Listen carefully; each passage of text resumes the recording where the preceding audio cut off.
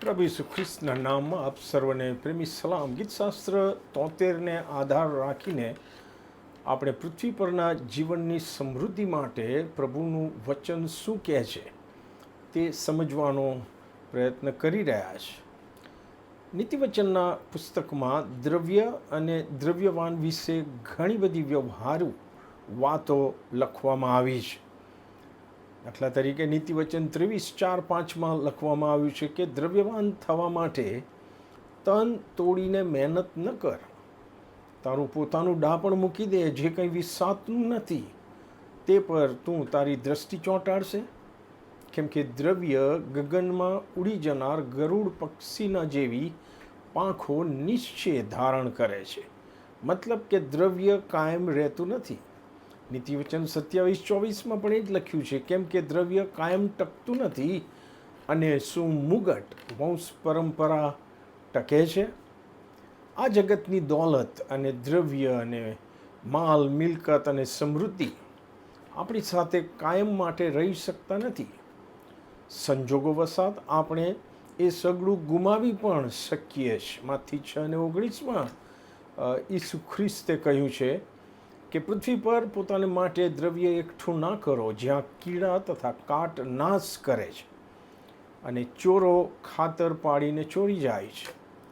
જો કદાચ સંજોગો વસાત આ રીતે આપણે આપણું દ્રવ્ય ના ગુમાવીએ તો પણ મરણ સમયે એ સગડું મારી સાથે આવતું નથી અથવા મારી સાથે રહેતું નથી. હું ગમે એટલી ઈચ્છા રાખું છતાંય.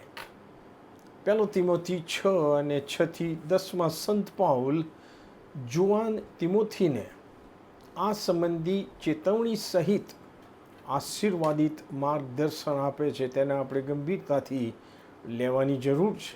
સંત પાઉલ લખે છે, પણ સંતોષ સહિતનો ભક્તિભાવ એ મોટો લાભ છે, કેમ કે આ જગતમાં આપણે કંઈ લાવ્યા નથી અને તેમાંથી કંઈ પણ લઈ જઈ શકતા નથી. પણ આપણને જે અન્ન વસ્ત્ર મળે છે તેઓથી આપણે સંતોષી રહીએ. પણ જેઓ ધનવાન થવાની ઈચ્છા રાખે છે, લાલચ રાખે છે, લોભ રાખે છે, તેઓ પરીક્ષણમાં, ફાંદામાં તથા ઘણી મૂર્ખ તથા નાશકારક તૃષ્ણામાં પડે છે, કે જેઓ માણસોને વિનાશમાં તથા અધોગતિમાં ડૂબાવે છે. કેમ કે દ્રવ્યનો લોભ સર્વ પ્રકારના પાપનું મૂળ છે અને એનો લોભ રાખીને કેટલાય વિશ્વાસથી ભટકી ગયા છે અને ઘણા દુઃખોથી તેઓએ પોતાને વિંધ્યા છે. આ સગળી બાબતો પ્રભુના વચનોમાંથી આપણને માર્ગદર્શન આપી રહી છે. ત્યારે વાલાઓ, આ જગતના ધન, દોલત, માલ, મિલકત, દ્રવ્ય, સમૃદ્ધિ માટે પ્રભુના વચનોમાં જે સલાહ, સૂચનો, માર્ગદર્શન, ચેતવણી અને ઉત્તેજન આપણને આપવામાં આવ્યા છે, તેઓને ગંભીરતાથી લઈને પ્રભુના મહિમા માટે આપણે સાક્ષીરૂપ જીવન જીવીએ એ જ યોગ્ય છે. આમેન.